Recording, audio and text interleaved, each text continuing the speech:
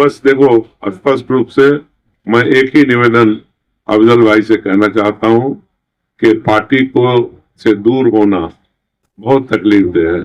आपको याद होगा, मैं भी 30 साल के बाद कुछ गलतफहमियों की वजह से पार्टी से अलग हुआ, और कितने तकलीफ होता है खुद अलग होकर के। सारे साथी छूट जाते हैं, मिलते तो जरूर है लेकिन दिल में कसक रहती है, दूरी रहती है। और आप बराबर में शकील अहमद साहब को देख लो, तो वो भी लड़े, इंडिपेंडेंट लड़ गए, इन्हीं के कैंडिडेट के खिलाफ लड़ गए। तो आज क्या हालत है। तो हम भुगत चुके हैं, शकील साहब भी भुगत रहे हैं।